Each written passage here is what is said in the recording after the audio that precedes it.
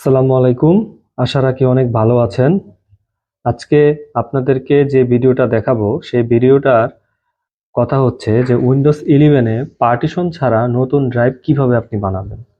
তো পার্টিশন কেন করি আমরা পার্টিশন করি আমরা যখন নতুন একটা হার্ড ডিস্ক অথবা এসএসডি কিনি, তখন কিন্তু আমাদের পিসিতে কিন্তু উইন্ডোজ দেওয়া লাগে এবং উইন্ডোজের পাশাপাশি কিছু আমাদের গান, অডিও গান, ভিডিও গান, ইমেজ, এই জিনিসগুলো রাখার প্রয়োজন পড়ে। তো সেজন্যই কিন্তু আমরা হার্ড ডিস্ক বা এসএসডি ক্রয় করে থাকি। এখন সেটা কিন্তু আমাদের পার্টিশন করা লাগে। পার্টিশন করার পরে কিন্তু আমরা মূলত সেই কাজটি করি। কিন্তু আমরা উইন্ডোজ 11-এ যখন আমরা একটা উইন্ডোজ দিয়ে ফেললাম, তারপরে তো আমাদের সেখানে উইন্ডোজে ঢুকে তো আমাদের পার্টিশনটা ওভাবে করা সম্ভব হয় না। তো সেক্ষেত্রে আমরা কিভাবে পার্টিশন করব? তো যাই হোক, আমি আপনাদেরকে এখন সেই জিনিসটা দেখাবো। আপনার পিসিতে কি শুধু একটা ড্রাইভ আছে? যেমন আপনি যদি দিস পিসিতে যান, দিস পিসিতে গেলে দেখেন আপনার এখানে কিন্তু দুটি ড্রাইভ আছে।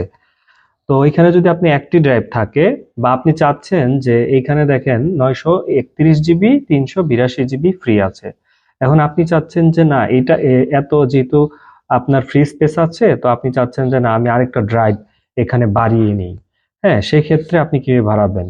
আর আপনি যদি নতুন ড্রাইভ বানাতে চান কিন্তু উইন্ডোজ আবার ইনস্টল দিতে চাচ্ছেন না, সেই ক্ষেত্রে কিন্তু এখন যে প্রসেসটা দেখাবো সেই প্রসেসেই কিন্তু আপনি কাজটা করতে পারবেন। ভয় নেই।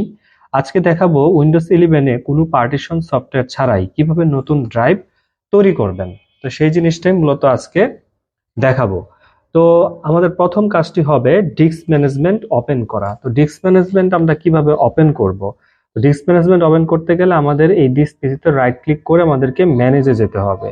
তো ম্যানেজে চলে যাব আমরা।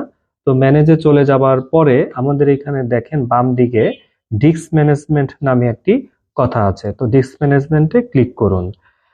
এখানে আপনার সবগুলো ড্রাইভ দেখাবে। কয়টা হার্ড ডিস্ক আপনার কম্পিউটারে ইনস্টল আছে এবং কয়টা পার্টিশন করা আছে, এই জিনিসগুলো কিন্তু দেখাবে। যেমন দেখেন এখানে লেখা আছে disk 0 partition 1, disk 0 partition 3, disk 0 partition 4, disk 0 partition 6। তারপরে আছে ভলিউম ই। তো যাই হোক, এই এই ডিস্কগুলোর মধ্য থেকে আমি যে কোনো একটা ডিস্ক থেকে আমি আরেকটা ডিস্ক নতুন করতে পারবো। তো যাই হোক, কোন ড্রাইভ থেকে স্পেস নেবেন? এখন যে ড্রাইভে বেশি স্পেস আছে সেটার উপর রাইট ক্লিক করুন। এখন মনে করেন আপনার এই ড্রাইভে কিন্তু আমাদের স্পেস বেশি আছে, তো আমি এখানে রাইট ক্লিক করতে পারি। তো রাইট ক্লিক করার পরে আপনার এখন ধরুন আপনার ডি ড্রাইভে ই ড্রাইভে অনেক জায়গা আছে, আমরা দেখতে পাচ্ছি এই জায়গায় ই ড্রাইভ, এটার মধ্যে আবার অনেক জায়গা আছে। তাহলে আপনি এই ড্রাইভটাই সিলেক্ট করবেন। যেখানে জায়গা কম থাকবে সেখানে সিলেক্ট করে লাভ নাই, আপনি যেটাতে জায়গা বেশি থাকবে সেটাতে আপনি সিলেক্ট করতে পারেন। তারপরে যেটা করবেন সেটা হচ্ছে যে আপনি এটাতে মনে করেন ইতে আমি রাইট ক্লিক করে আমি এখানে দেখেন শ্রিঙ্ক ভলিউম নামে একটি কথা আছে। তো এই শ্রিঙ্ক ভলিউমে আপনি ক্লিক করুন। তো শ্রিঙ্ক ভলিউমে ক্লিক করলে একটু অপেক্ষা করা লাগবে। কুয়েরিং ভলিউম, আচ্ছা যাই হোক, এই দেখেন এখন সেই অপশনটি চলে এসেছে এখানে। তো যাই হোক, এখানে কত জিবি স্পেস নতুন ড্রাইভের জন্য রাখতে চান সেটা লিখতে হবে। মনে করেন এই যে এই জায়গাটায়, যে জায়গায় আপনাকে নীল কালি দিয়ে বুঝিয়ে দিয়েছে, এরকম ভাবে সিলেকশন করে দিয়েছে।